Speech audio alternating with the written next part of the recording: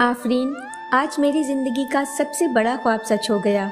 मैं कब से इस दिन का इंतज़ार कर रहा था जब तुम शादी के जोड़े में सजी संवरी मेरी बाहों में होगी। इस वक्त मैं खुद को दुनिया का सबसे खुशनसीब इंसान समझ रहा हूँ। दानिश ने आफरीन का हाथ अपने हाथ में लेते हुए कहा। दानिश, मैं भी कब से इस दिन का बेसब्री से इंतज़ार कर रही थी। सारे ज़माने की खुशियाँ आज मेरे कदमों में आ गईं। आफरीन ने शर्माते हुए जवाब दिया। आफरीन, मैं तुम्हारे सामने अपनी मोहब्बत का इजहार करने से डरता था, क्योंकि मुझे लगता था मेरी और तुम्हारी हैसियत में बहुत फ़र्क है। मेरे घर के हालात भी उतने अच्छे नहीं, इसलिए शायद तुम मेरा प्रपोजल ठुकरा दोगी। आफरीन ने कहा, ये तुमने कैसे सोच लिया दानिश? मोहब्बत में हैसियत नहीं देखी जाती, और फिर तुम तो जानते थे कि मैं भी तुम्हें पसंद करती थी।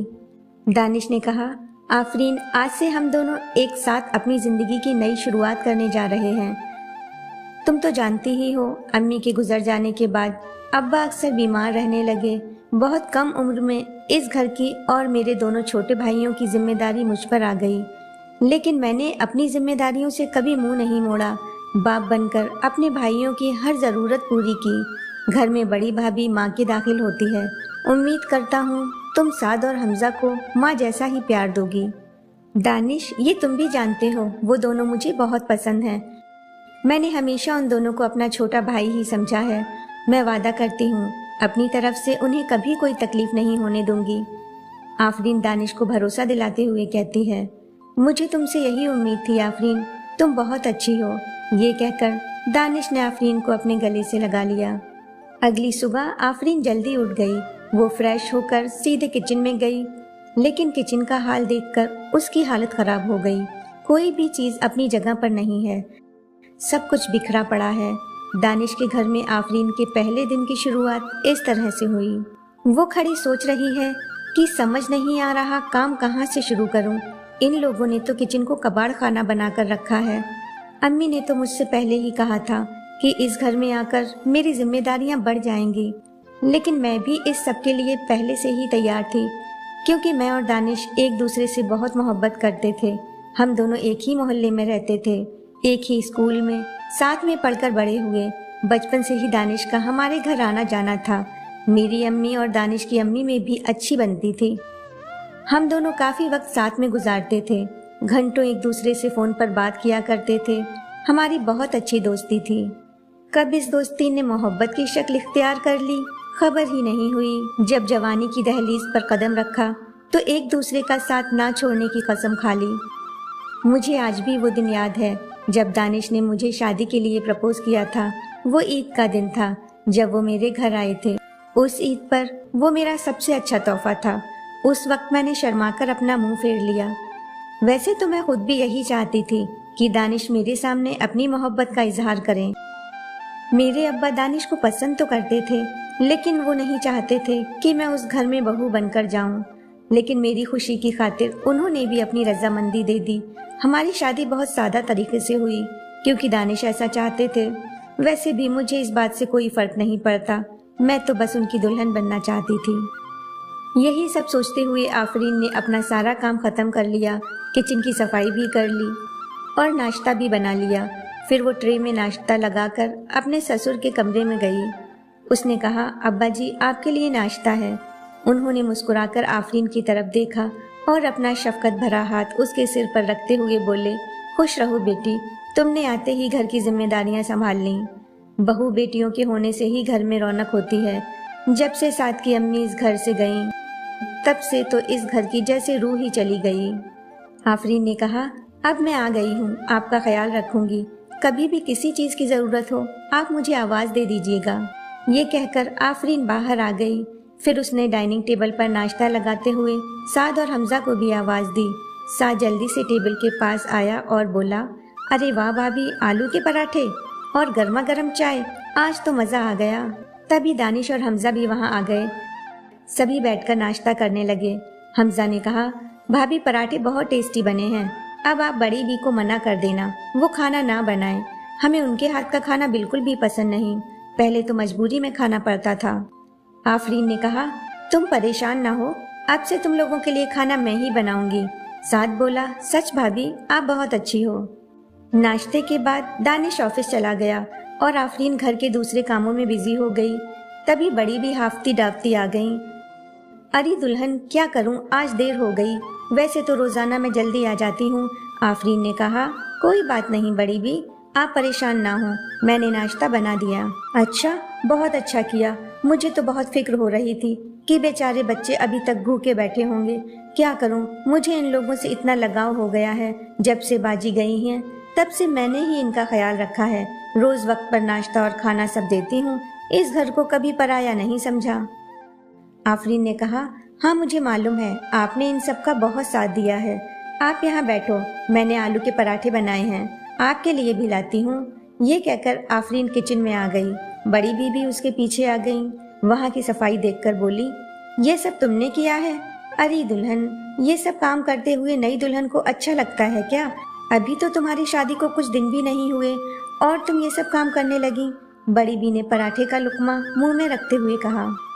आफरीन ने कहा, तो मैं और क्या करती बड़ी बी, मुझसे किचन की हालत देखी नहीं जा रही थी।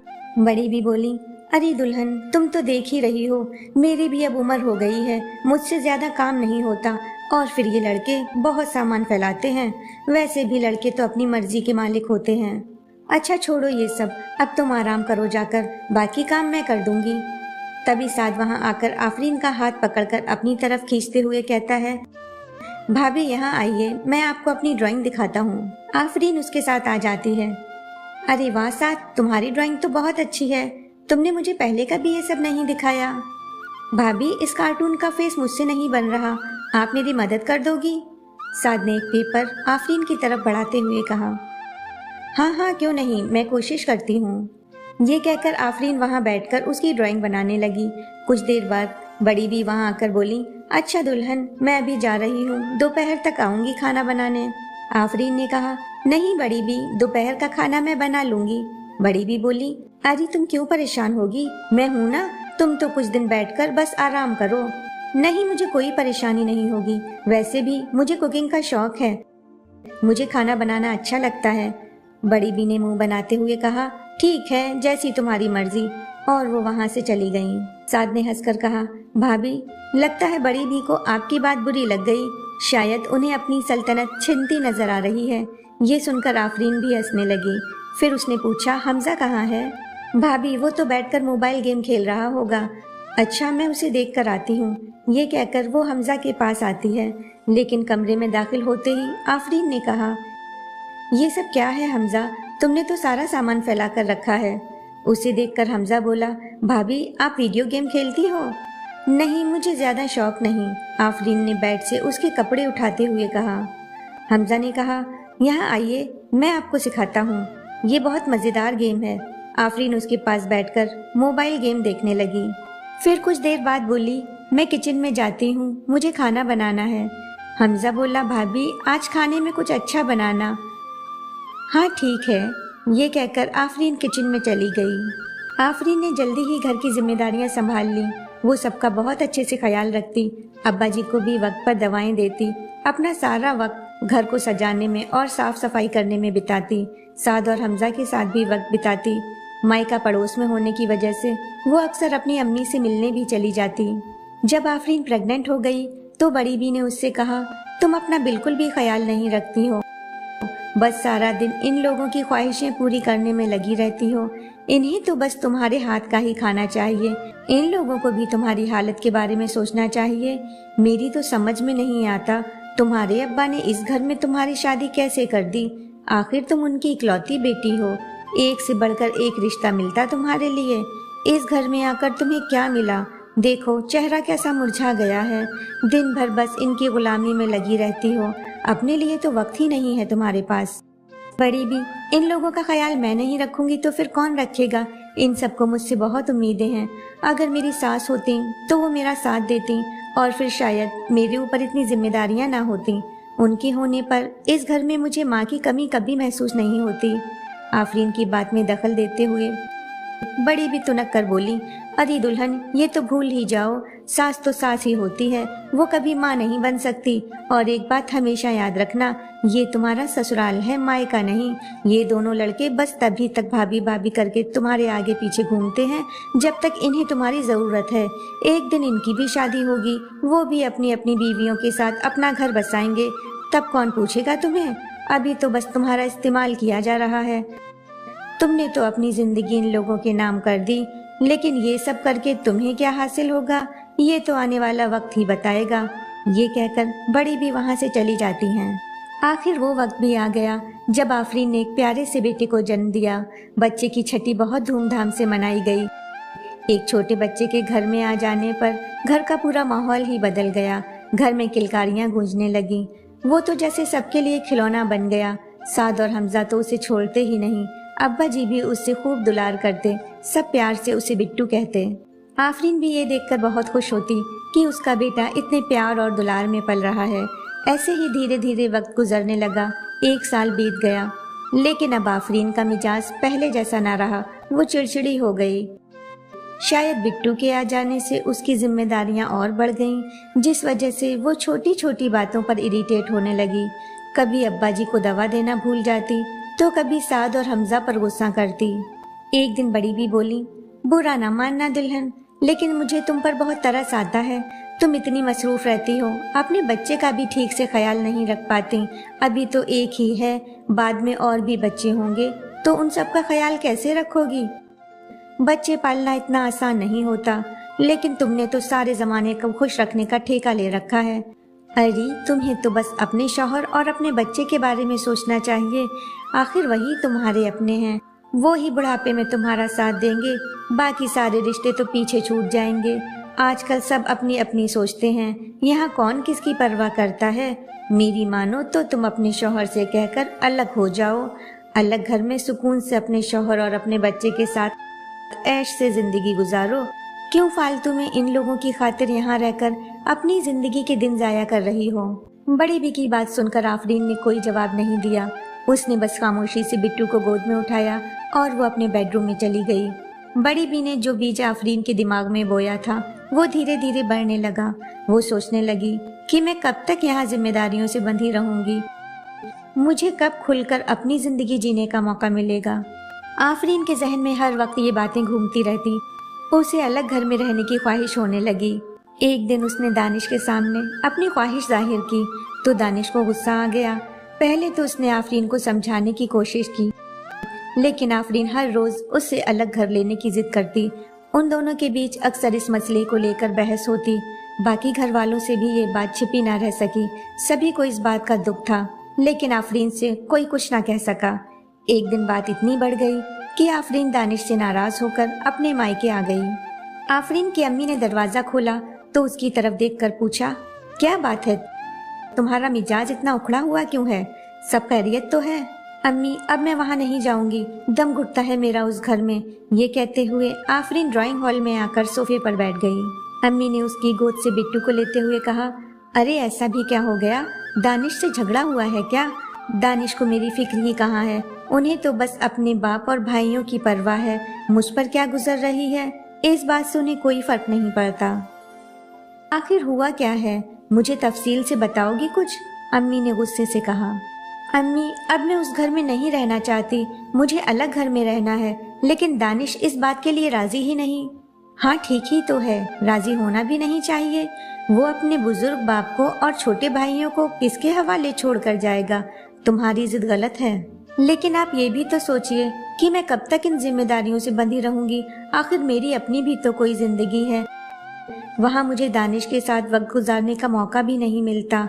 आज तक दानिश कभी मुझे बाहर घुमाने लेके नहीं गए, ना ही कभी किसी रेस्टोरेंट लेकर गए। मैं बस घर के कामों में उलझी रहती हूँ और वो ऑफिस के काम में बिजी रहते हैं।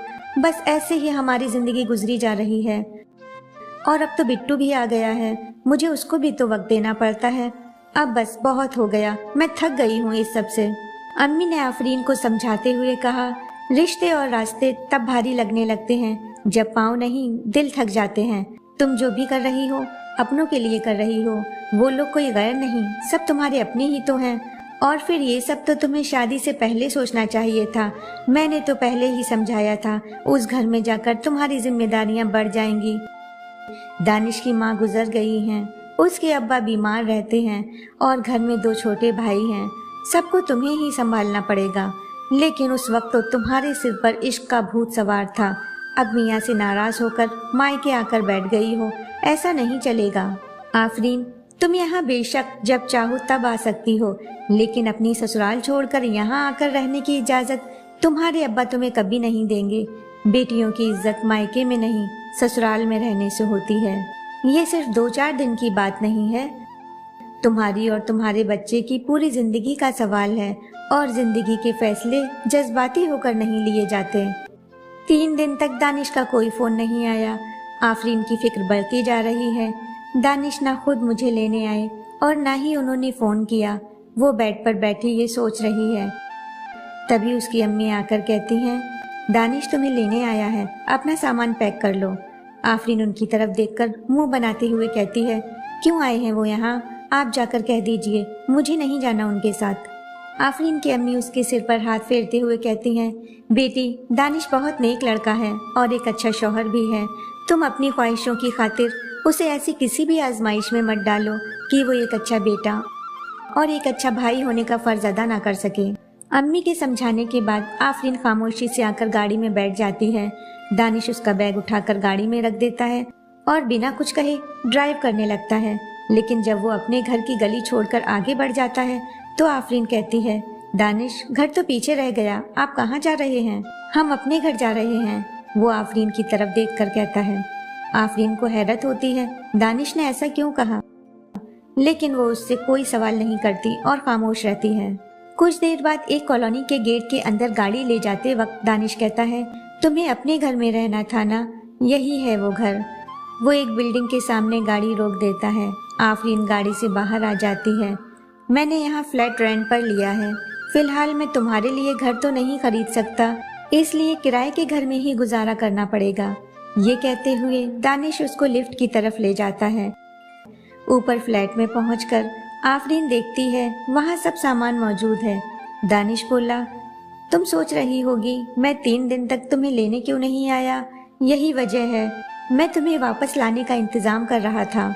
अब हम दोनों आराम से यहाँ रह सकते हैं, हमें कोई डिस्टर्ब नहीं करेगा। वो उसका हाथ पकड़कर कहता है, अब तो तुम खुश हो ना? आफरीन को यकीन नहीं हो रहा कि ये सब वो अपनी आंखों से देख रही है। वो दानिश के गले लगकर कहती है, हाँ मैं बहुत खुश हूँ। दानिश, तुमने मेरे लिए इतना सब किया, मुझे लग रहा था तुम्हें मेरी फिक्र ही नहीं, लेकिन तुम बहुत अच्छे हो। दानिश उसे अपनी बाहों में लेते हुए कहता है, ये तुमने कैसे सोच लिया आफरीन? मेरे लिए तुम्हारी मुस्कुराहट से बढ़कर कुछ भी नहीं, तुम्हारी खुशी में ही मेरी खुशी है। आफरीन अपने नए घर को सजाने संवारने में बिजी रहती, अपने बच्चे और शौहर के साथ वक्त बिताती। कभी कभी वो दोनों बाहर घूमने फिरने भी जाते। वो अपनी जिंदगी से काफी मुतमईन है, सब कुछ उसके मन के मुताबिक ही हो रहा है। धीरे धीरे वक्त गुजरता गया, 6 महीने बीत गए। लेकिन वक्त गुजरने के साथ साथ आफरीन को घर में अकेलेपन का भी एहसास होने लगा। दानिश सारा दिन ऑफिस में रहता और वो घर में बोर होती रहती। एक दिन उसने दानिश को फोन करके कहा, दानिश, आप ऑफिस से जरा जल्दी आ जाया कीजिए। दानिश ने कहा, क्यों, क्या हुआ? आफरीन ने कहा, कुछ नहीं, बस ऐसे ही। यहाँ की शाम बहुत मायूस सी लगती है, मुझे अच्छा नहीं लगता, बहुत लोनली फील होता है। दानिश ने कहा, अच्छा, मैं कोशिश करूंगा जल्दी आने की। शाम को जब दानिश घर आ गया तो डिनर के बाद आफरीन ने उससे कहा, दानिश, मैं अकेले घर में सारा दिन बोर हो जाती हूँ और ये कॉलोनी भी कितनी खाली है, ज्यादा लोग भी नहीं हैं। यहाँ कोई किसी से मतलब नहीं रखता। हमारे मोहल्ले में कितनी चहल पहल रहती थी, वहाँ शाम को कितनी रौनक हुआ करती थी। आपने यहाँ फ्लैट क्यों लिया? दानिश ने जवाब दिया, यहाँ रेंट कम है, उस मोहल्ले में बहुत ज्यादा है, और फिर हम अपने मोहल्ले में कैसे रहते? लोग क्या कहते कि हम अपना घर छोड़कर वहीं पर दूसरा घर रेंट पर लेकर रह रहे हैं। और वैसे भी तुम ही तो अकेले रहना चाहती थी, तुम्हें अलग रहकर सुकून की जिंदगी चाहिए थी। दानिश की बात सुनकर आफरीन खामोश हो गई। लेकिन अब उसे उन सब की याद सताने लगी जिन्हें वो छोड़ कर आई थी। उन लोगों के साथ बिताया हुआ वक्त अक्सर उसको याद आता। साथ के साथ ड्राइंग बनाना, हमजा के साथ वीडियो गेम खेलना, उन दोनों के लिए फरमाइशी खाना बनाना, फिर उनके मुंह से अपनी तारीफ सुनना। सारा दिन कैसे गुजर जाता था पता ही नहीं चलता था। और फिर मोहल्ले की औरतें भी तो आ जाती थी बातें करने, जो पूरे मोहल्ले की रिपोर्ट दे जाती थी। मायका पड़ोस में ही था, इसलिए जब भी मन करता अम्मी और अब्बा से मिलाती थी। यहाँ तो वो भी नहीं हो पाता। यहाँ पर बिट्टू भी सारा दिन अकेले घर में परेशान होता रहता है। वहाँ तो साद और हमजा उसके साथ खूब मजे करते थे, उसे अपने साथ बाहर घुमाने ले जाते थे। अब्बा जी भी बिट्टू के साथ खेलते थे। मेरे अलग रहने की जिद ने उस मासूम बच्चे को अपने दादाजी से दूर कर दिया। अब उन्हें बिट्टू की कितनी याद आती होगी। शायद मुझे ऐसा नहीं करना चाहिए था, उन सबको छोड़कर यहाँ नहीं आना चाहिए था। उस वक्त जो चीजें मुझे वहाँ परेशान कर रही थीं, शायद उन्हीं सब में मेरी खुशियाँ छिपी थीं, जो उस वक्त मुझे नजर नहीं आईं। अब मुझे इस बात का एहसास हुआ कि उस घर में अपने लोगों के साथ रहना इस खाली घर में अकेले रहने से कई गुना ज्यादा बेहतर था। रात को डिनर के बाद दानिश बेडरूम में बेड पर बैठा अपने लैपटॉप में ऑफिस का काम कर रहा है। बिट्टू बेड के साइड से रखे झूले में सो रहा है। तभी आफरीन वहां आती है और दानिश के बगल में बैठकर कहती है, दानिश मुझे आपसे कुछ बात करनी है। दानिश बिना उसकी तरफ देखे कहता है, हाँ बोलो, मैं सुन रहा हूँ। आफरीन कहती है, दानिश क्या हम लोग वापस अपने घर नहीं जा सकते? हम अपने घर में ही हैं आफरीन, दानिश ने जवाब दिया। नहीं दानिश, मैं अब्बा जी के घर जाने की बात कर रही हूँ, मैं वहाँ वापस जाना चाहती हूँ। दरअसल वही मेरा असली घर है, ये नहीं। ये सुनकर दानिश की उंगलियां कीबोर्ड पर ठहर जाती हैं। वो आफरीन की तरफ सवालिया नजरों से देखता है। आफरीन कहती है, मुझे मालूम है आप सोच रहे होंगे कि मैंने खुद ही अलग घर में रहने की जिद की थी और अब मैं फिर से वहाँ जाना चाहती हूँ। दानिश ने कहा, लेकिन अब तुम ऐसा क्यों चाहती हो?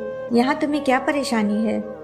आफरीन ने कहा, कुछ नहीं, बस अब मुझे ये एहसास हो गया कि अपनों की कमी उनसे दूर जाने के बाद ही महसूस होती है। घर सिर्फ दीवारों से नहीं बनता, बल्कि घर में रहने वाले लोगों से बनता है। भले ही कुछ रिश्ते हमें बोझ लगते हैं, लेकिन उस बोझ को ढोने का भी अपना ही मजा होता है, जो हमें उन रिश्तों से जुड़ी जिम्मेदारियों का एहसास दिलाता है और उन जिम्मेदारियों को पूरा करके दिली सुकून हासिल होता है। ये सुनकर दानिश आफरीन को अपनी बाहों में लेकर कहता है, आफरीन तुम बहुत अच्छी हो, मुझे तुम पर नाज है। मुझे मालूम था तुम ज्यादा दिन तक उन लोगों से दूर नहीं रह पाओगी। मैं जल्दी घर जाने का इंतजाम करूंगा। आफरीन ने कहा, हम कल क्यों नहीं चल सकते? कल संडे है, आपकी छुट्टी है। दानिश ने कहा, इतनी जल्दी? आफरीन ने अपनी बेचैनी जाहिर करते हुए कहा, हाँ, मुझे यहाँ बहुत घबराहट हो रही है। मुझे अपने घर और अपने लोगों के पास वापस जाना है। दानिश ने कहा, ठीक है, कल मैं पहले तुम्हें और बिट्टू को घर छोड़ाऊंगा, उसके बाद साद और हमजा को अपने साथ लेकर यहाँ का सामान भी गाड़ी में लोड करवा के वहाँ पहुँचा दूंगा। अगले दिन सुबह दानिश बिट्टू और आफरीन को लेकर अपने घर आ गया। साद ने दरवाजा खोला तो वो खुशी से चीखकर आफरीन से लिपट गया, भाभी आप आ गईं। उसकी आवाज़ सुनकर हमजा भी वहाँ आ गया। उसने जल्दी से आफरीन की गोद से बिट्टू को ले लिया। उसने बिट्टू के गाल को चूमते हुए कहा, भाभी मुझे बिट्टू की बहुत याद आती थी। आफरीन ने कहा, अब ये हमेशा तुम लोगों के साथ ही रहेगा। फिर वो अब्बा जी के कमरे में आई, उन्हें सलाम किया तो उन्होंने पलटकर उसकी तरफ देखा। उनकी आंखों में आंसू आ गए। वो बोले, आ गई बेटी। आफरीन आकर उनके पास बैठ गई और उनका हाथ पकड़कर रोते हुए कहा, अब्बा जी मुझसे बहुत बड़ी गलती हो गई, अपनी बेटी को नादान समझकर माफ कर दीजिए। उन्होंने आफरीन के सिर पर हाथ फेरते हुए कहा, नहीं बेटी, मैं तुमसे नाराज नहीं हूँ, तुम्हारा दिल बहुत साफ है। तुमने यहाँ रहकर हम सबका बहुत ख्याल रखा। मुझे मालूम है तुमने जो कदम उठाया वो किसी के बहकावे में आकर उठाया, वरना तुम्हारा दिल इतना सख्त नहीं हो सकता। लेकिन मुझे मालूम था तुम एक दिन जरूर वापस आओगी। परिंदा आज़ादी से आसमान में कितनी भी ऊंची उड़ान भर ले, लेकिन शाम को लौटकर वो वापस अपने घोंसले में ही आता है। पत्तों की हिफाजत पेड़ से जुड़े रहने में होती है। जो पत्ते शाखों से अलग हो जाते हैं वो सूख जाते हैं और उन्हें जला दिया जाता है। जिंदगी और घर में अपनों का होना बहुत ज़रूरी है, वरना कितना भी आलीशान घर हो, दीवारें कभी अकेलापन दूर नहीं करती। हेलो फ्रेंड्स, आपको मेरी कहानी कैसी लगी कमेंट करके ज़रूर बताइएगा। अगर आप लोगों को ये कहानी पसंद आई हो तो प्लीज़ लाइक, शेयर और सब्सक्राइब करना ना भूलें।